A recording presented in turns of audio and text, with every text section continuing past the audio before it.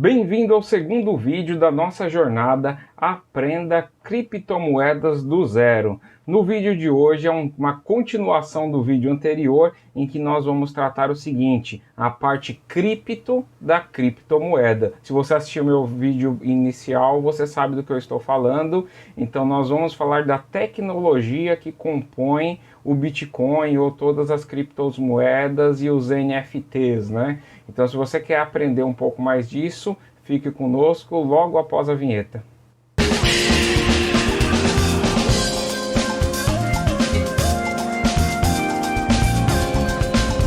E aí pessoal, bem-vindos ao canal Ciências e Negócios. Meu nome é Leonardo Freitas e no vídeo de hoje nós vamos dar continuidade ao nosso aprendizado referente a criptomoedas, tá bom?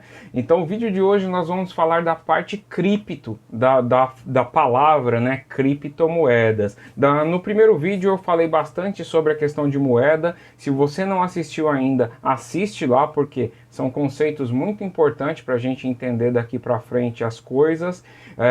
Mas hoje nós vamos tratar da parte informática do negócio, da parte computacional, tá certo? Então assista esse vídeo até o final, que eu garanto para você que vai melhorar muito o seu aprendizado de base dessa nova tecnologia, tá bom? Só que primeiro, não se esqueça, se inscreva no canal, dê like no vídeo, curta, compartilhe, ajude o canal a crescer. Então divulgue também para outras pessoas que você sabe que de repente pode se interessar por esse conteúdo. Vai lá, curta, compartilhe, dê like no canal. Isso não te custa nada, mas ajuda muito o canal a crescer, tá bom? Inclusive também eu vou pedir que deixe comentários, né?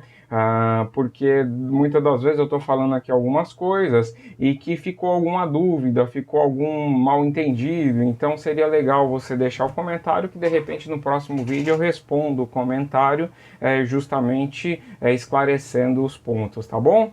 Então vamos lá, sem mais delongas, começar. A palavra criptomoedas, ela tem duas divisões, a parte cripto e a parte moeda. Como eu disse, a parte moeda eu já expliquei. Hoje o foco é a parte cripto disso. Da onde que vem esse nome? Por que que as criptomoedas são, digamos assim, pelo menos tecnologicamente falando, um meio seguro de investimento?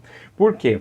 Bom, vamos lá começar pelo básico. Vamos supor que você aí tem um arquivo num pendrive.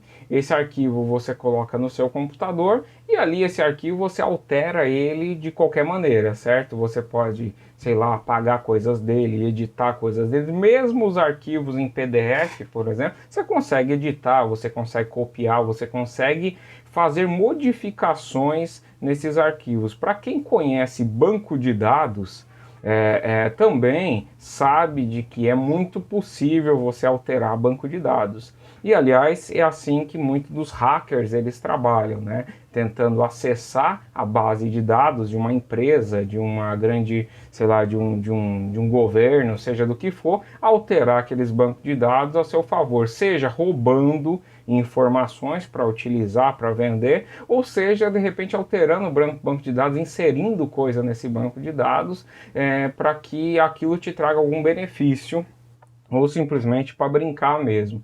E aí a dúvida surge. Fala assim, pô, Leonardo, eu entendi, tá bom, criptomoedas são moedas digitais. Pô, uma moeda digital, será que eu não consigo alterar as moedas digitais? E como que me garante que aquilo ali é um único? Quer dizer, eu vou lá e compro, sei lá, 10 bitcoins. O preço de hoje está uma fortuna. Se você tiver dinheiro para comprar 10 bitcoins, está muito bom, né?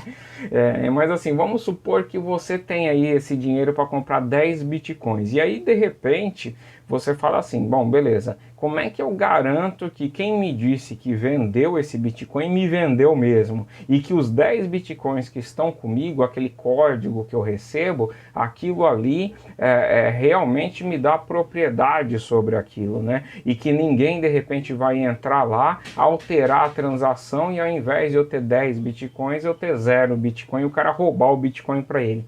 É justamente para resolver esses problemas que a tecnologia que o Bitcoin utiliza de base para todas as transações é a tecnologia chamada de blockchain. Eu vou focar a explicação em criptomoeda, porque uma vez que você entenda isso, o resto é tranquilo. Isso daqui não é uma conversa de computacional em si, então os termos, inclusive, que eu vou usar são mais genéricos e tal, porque não é esse o intuito, né? O intuito aqui é que você entenda a tecnologia e saiba com que você está mexendo, porque é muito importante de você investir naquilo que você conhece, entendeu? Então você precisa conhecer todos os. Se você está interessado em investimento em criptoativo, você precisa saber como o criptoativo funciona, né? Inclusive para se proteger.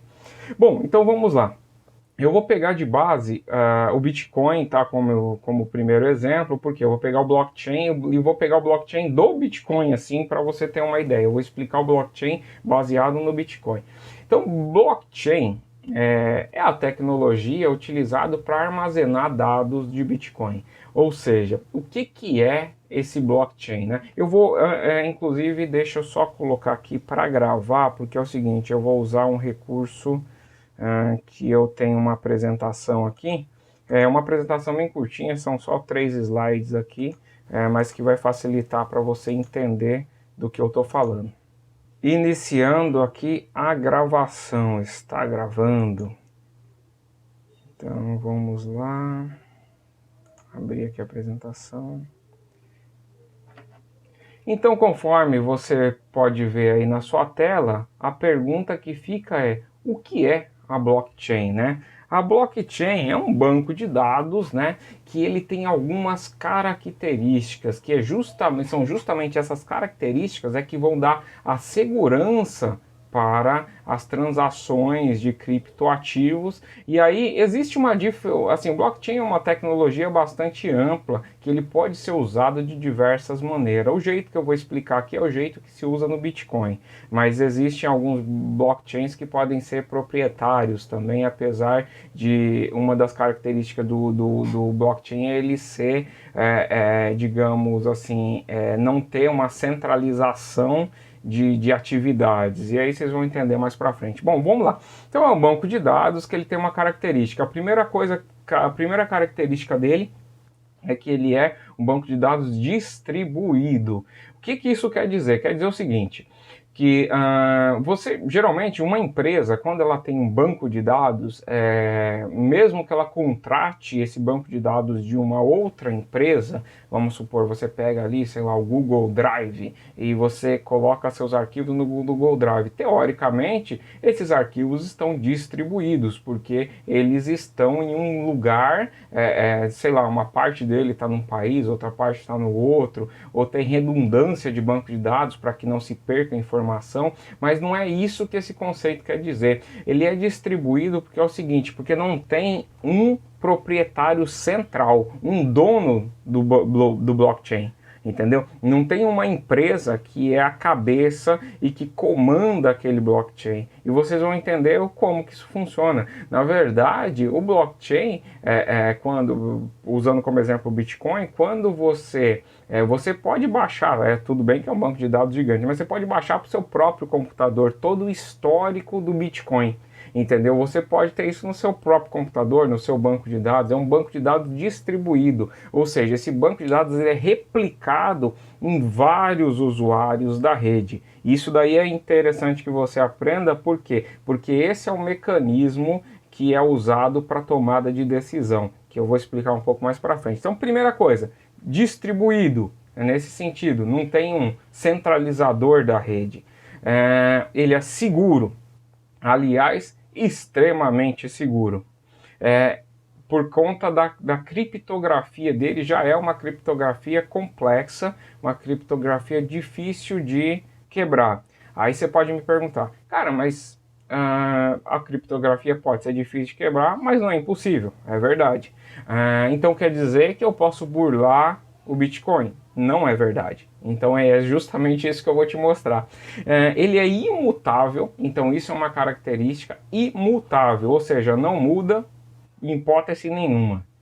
Isso daí é o grande diferencial dessa tecnologia. Regido por um mecanismo de consenso, é como ele toma a decisão, que permite o armazenamento de dados e execução automática e transparente de contratos, né? Então, isso é um blockchain. E eu vou explicando o funcionamento dele, eu acho que vai ficar mais claro como o que realmente é isso, que eu sei que muitas vezes é difícil de compreender. Bom, isso daqui é uma estrutura de como que funciona o blockchain. Então vamos supor, vamos começar pelo próprio nome, blockchain. Block vem do inglês de blocos, né? Então ele é composto de blocos, aqui conforme você consegue ver aqui na tela, né? São vários blocos, até desculpa aí que eu estou escrevendo um pouco torto aqui, mas é a falta de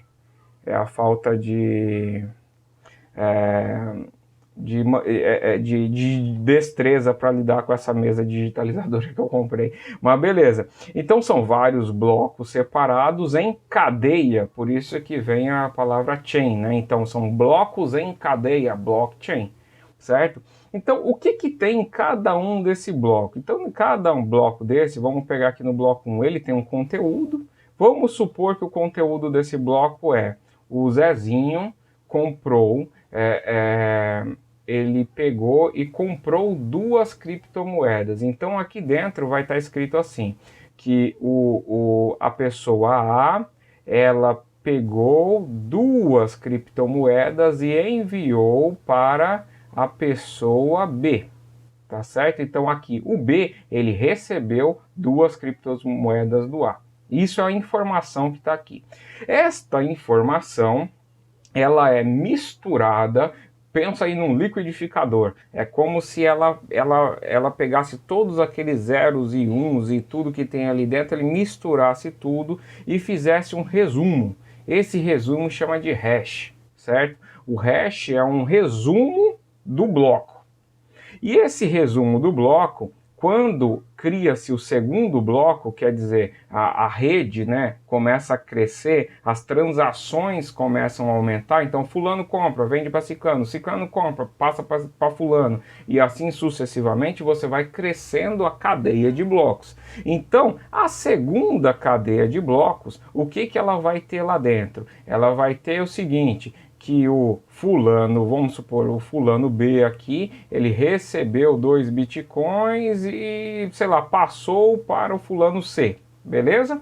Então, essa é a segunda informação que está aqui. Só que o que acontece? Ele pega essa informação, ele soma com esse hash, que é a hash 0 aqui, que é a informação obtida da hash 1. Deixa eu só apagar aqui, que isso daqui está com muita informação. Vamos voltar aqui. Deixa eu ver, só para ficar mais bonitinho. Então tá, ele vai pegar aqui o conteúdo novo, que é justamente o do fulano B2 aqui, que vai vender para o outro cara aqui, que é o C, certo? Então, beleza, essa daqui é a segunda informação. Só que o que ele vai fazer? Ele soma esta informação à informação do bloco anterior, que era do fulano recebendo 2 aqui. Não sei se vocês se lembram. Então, beleza. Quando ele mistura essa informação toda, vou jogar aqui, pronto, beleza. Quando ele mistura essa informação toda, ele vai gerar o quê? Uma outra hash. Essa hash é uma somatória das duas, é um resumo das duas informações que está aqui. E assim sucessivamente. Quando ele passa para o bloco 3, vai estar essa rede só vai crescendo, certo? E é por isso que ela é uma rede considerada de imutável, porque é o seguinte, quando vamos supor que entra um hacker com um poder computacional gigantesco, ele consegue vir quebrar a criptografia do Bitcoin e chegar aqui e alterar o bloco 2. Quando ele alterar o bloco 2, o bloco 3, ele vai identificar essa alteração imediatamente. Por quê? Por causa que é o seguinte, lembra que no bloco 3 tem informação da hash 1, quando ele comparar as hashes, ele vai falar, cara, essa hash está diferente da outra. Então, quer dizer, a próprio sistema, não existe um ente que faça essas comparações. E aí é que está o outro ponto de segurança, porque é o seguinte, a pessoa, para conseguir quebrar o sistema do Bitcoin e implantar uma informação lá que não existe, ele vai ter que primeiro quebrar toda a chain daqui para frente, toda ela, e outra coisa, invadir 51% de todos os computadores que têm aquele banco de dados salvos. Por isso que ele é descentralizado, porque você pode salvar no seu computador. Então, o mecanismo é o seguinte: quando essa informação que o fulano B2 aqui passou para ser 2 bitcoins, ele vai ser o seguinte: o que vai acontecer? Vai ter um mecanismo lá dentro, que é um mecanismo chamado de consenso, que ele vai perguntar para a rede. Ele diz assim: rede, o fulano B2 tem 2 bitcoins? Aí um computador vai dizer: sim, tem. Porque no conjunto de bloco ele vai identificar assim. O outro vai dizer sim, tem, sim, tem, sim, tem. Quando 51% dos computadores disser sim, tem, quer dizer, ele reconhece aquela informação como verdadeira e aí sim ele executa a informação. E então você imagina só, se você altera um bloco num banco de dados, o que vai acontecer? Você vai alterar ali. Quando o computador perguntar para os outros computadores, ele vai dizer: não, o fulano não tem isso, porque no meu aqui não está constando. Quer dizer, ele vai descartar aquela informação como falsa. Ou seja, por que ele é seguro? Ele é seguro por causa disso, que primeiro você vai ter que quebrar a criptografia, invadir toda a cadeia dali para frente, porque senão a corrente ela perde o sentido de existência. E além de tudo, invadir 51% dos computadores que tem aquele banco de dados salvo. Você viu a dificuldade? É por isso que é considerado um sistema hiper seguro, certo? Então quer dizer, a segurança da computação que tem nesse sistema é muito boa. Essa questão do blockchain, até parar aqui de gravar, só para a gente continuar. Pronto, interrompi a gravação aqui. Então é o seguinte, esse sistema, ele foi um sistema genialmente criado por duas pessoas, né?